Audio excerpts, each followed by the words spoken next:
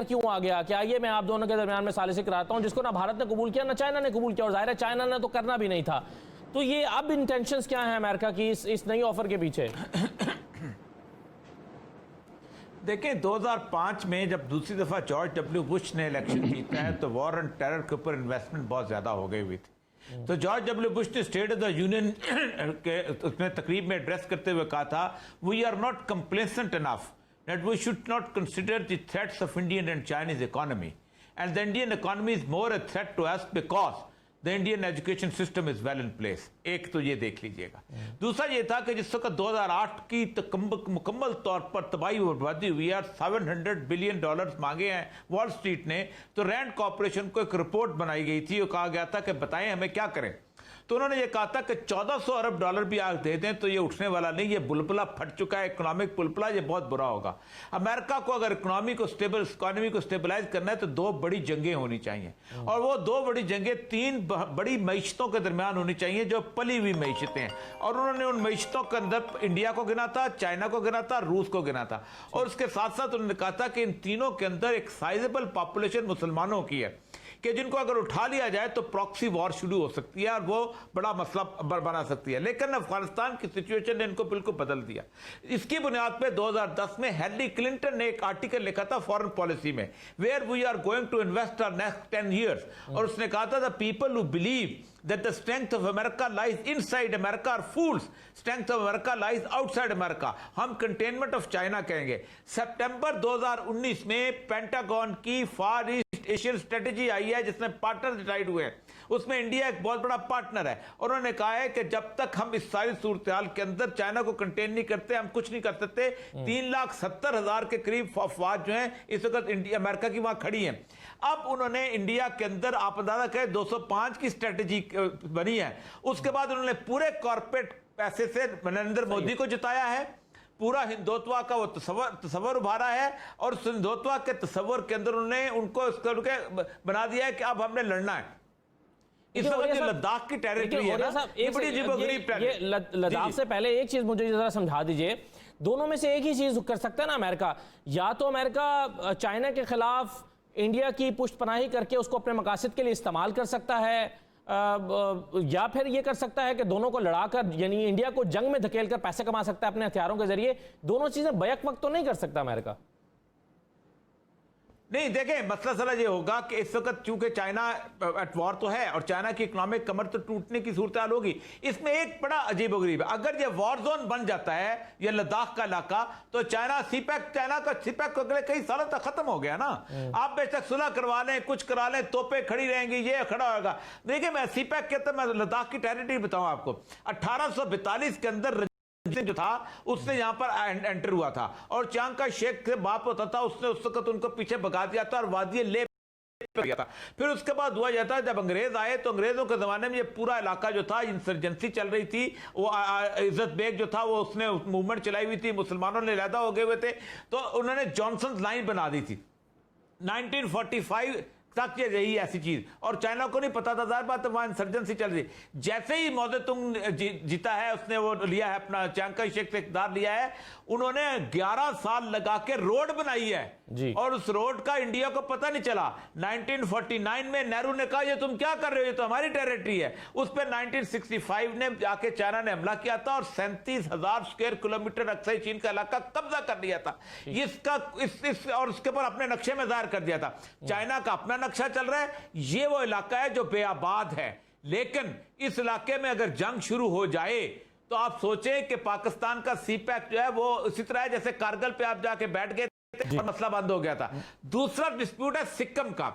सिक्किम का डिस्प्यूट ज्यादा अहम है। सिक्किम का डिस्प्यूट यह है कि ऊपर एक है चिकन नेस्ट, वो जिसे कहते हैं बांग्लादेश के ऊपर एक 16 मील की पट्टी है। वो पट्टी अगर चाइना की तोपें वहां खड़ी हो जाए तो 7 रियासतें इंडिया की ऐसी हैं, त्रिपुरा है, मिजोरम है, नागालैंड है, सिक्किम है, जहां आजादी की मूवमेंट चली है, वो कट जाती हैं और वहां पर इस वक्त फटा शुरू हुआ है। नेपाल ने कहा है कि देखो हम गोरखे हैं, हमारी वजह से तुम्हारी फौज चलती थी, अब पीछे हट जाओ, हम पीछे हट जाओ। वहां एक और सिचुएशन बन गई है। बुनियादी तौर पर इंडिया को उन्होंने उलझा दिया है और इंडिया का जो हिंदू है है वो समझता है देवता उतरेगा, और वो उसको अभी भी परसों तरसों मैं पढ़ रहा था, उनके सारे जितने बड़े थे ना पंडित वो कह रहे थे ये कलयुग आ गया है, कलयुग में ये युद्ध है, ये आखिरी लड़ाई है, हिंदुत्व का परचम काबुल कंधार में लहराएगा, और ये लेकर बुरी तरह मार खाएंगे इसमें। अच्छा, बिल्कुल सही है। लेकिन ये जो मुज़िका खेज इल्ज़ाम औरिया साहब लगाया, इल्ज़ाम क्या प्रोपेगेंडा सा किया एक मीडिया के ऊपर बैठ के कि चाइना ने जो कुछ किया है जी वो पाकिस्तान के कहने पर किया और पाकिस्तानी फ़ौज के कहने पर किया है।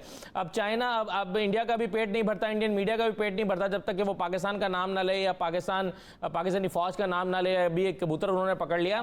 तो ये जो प्रोपेगेंडा वहाँ पर किया गया है, इससे वो क्या हासिल करना चाहते हैं, और क्या इससे ये इस्टेब्लिश करना चाह रहे हैं कि पाकिस्तान को वो ओवररेट कर रहे हैं कि पाकिस्तान का इन्फ्लुएंस है चाइना के ऊपर, और चाइना जो है वो पाकिस्तान के कहने पर सब कुछ करता है, एक्शन लेता है। तो ये तो एक तरह से तारीफ हो गई पाकिस्तान की, क्या कह रहे हैं? देखिए, हिंदुस्तान की गुज़श्ता 4-5 साल की जो पब्लिक है ना, वो पब्लिक की पॉलिटिक्स देखिए वो क्या खेली जा रही है। पब्लिक की पॉलिटिक्स इस तरह की बना दी गई हुई है कि जैसे आखिरी युद्ध जो है वो होने वाला है, और उस युद्ध में कलयुग का युद्ध है। जैसे हमारे यहाँ कहा जाता है दौरे फितन की लड़ाई होती है, वहाँ पर उस वक्त वहाँ सारे ये समझ रहे हैं कि पहाड़ों से हनुमान देवता की तरह देवता उतरेंगे और वो लड़ाई लड़ेंगे बहुत ज़बरदस्त किस्म की, और उस हिंदुस्तान को इकट्ठा कर लेंगे जो पहले कभी उनके ख्वाबों में था। हालांकि हिंदुस्तान कभी इकट्ठा नहीं था। मैं 2-3 बातें लाइटर नोट, अगर वो वाकई ये समझ रहे हैं तो ये तो, अगर वो वाकई ये समझ रहे हैं कि वो उतरेंगे और वो आगे लड़ाई करेंगे पहाड़ों से, तो ये तो पाकिस्तान के लिए बड़ी फेवरेबल कंडीशन है। मैं आपको अर्ज करूं ना, आप जरा वहां लोगों से मेरी तो मुझसे बहुत राब्ता रहता है। देखिए किससे ज्यादा बेवकूफी वाली बात है ना कि आपने एक तरफ कश्मीर का मार्ग खोला, दूसरा आपने एनआरसी के तहत आपने 25 करोड़ मुसलमानों को अपने गेस कर लिया, मुकम्मल तौर पे अलहदा हो गए। उसके बाद आपने 1.5 करोड़ जो है बांग्लादेशियों के लिए आपने उनको कहा कि बांग्लादेश वापस भेजेंगे क्योंकि वो शरणार्थी आए हुए हैं। उसके बाद आपने जो काला पानी वाला रास्ता है जो नेपाल वाला, उसको चैलेंज कर दिया वहां पर जाके। तो इस वक्त आप तो यूं समझ रहे हैं कि आप बहुत बड़ी ताकत बन चुके हैं और ताकत जो है वो लड़ेंगे। और ये लड़ाइयां हमेशा दुनिया में ऐसी होती हैं। हिटलर का कभी देखे ना, इतना सा वो शिकस्त खुर्दा था जर्मनी, और जिस तरह की वो तकरीरें किया करता था और समझता था, और आखिर में उसकी किताब में है, उसने कहा कि मैंने पब्लिक को इस लेवल पे ले गया था कि मैं जंग ना करता तो पब्लिक मुझे कत्ल कर देती। अब नरेंद्र मोदी और उसके साथ साथ जितने लोग समझते हैं कि हम एक दिन पाकिस्तान 25 करोड़ मुसलमान के बहरीन में फेंक देंगे, और चाइना तो वैसे भी सारी जिंदगी जो है वो अफीमची रहे हैं। ये तस्वर वहां एक आम है।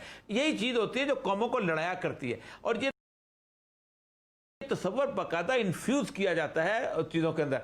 इस वक्त सूरत हाल ये है कि वो कहते के सीपैक के मामले के अंदर सिर्फ चाइना का इंटरेस्ट नहीं है।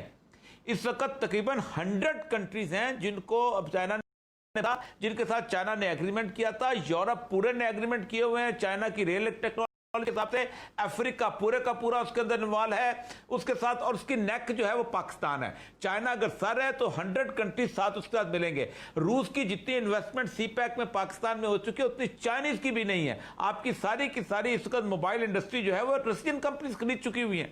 आप क्या समझते हैं कि जिस वक्त उस पर हिट करने की कोशिश की होगी तो ये साथ नहीं आएंगे। ये एक ऐसा वॉर जोन बनता चला जा रहा है, और मैं तो हमेशा रसूल अकरम सल्लल्लाहु अलैहि वसल्लम की हदीस जो है उससे रोशनी लेता हूं। आप सल्लल्लाहु अलैहि वसल्लम की ये मेरे सामने कर्तबी की हदीस पड़ी हुई है जिसमें आपने बताया है कि मुख्तलिफ मुल्कों की वजह से तबाह होंगे। इंडिया के बारे में आपने फरमाया खराबर खराब हिंदुस्तान की तबाही जो है वो चीन के हाथों होगी। और मैं तो रसूलुल्लाह की उस हदीस के ऊपर ईमान रखता हूं कि ये जंग जो है अमेरिका ने किसी ना किसी क्योंकि जंग जो है ना शुरू करना आसान होता है और उसको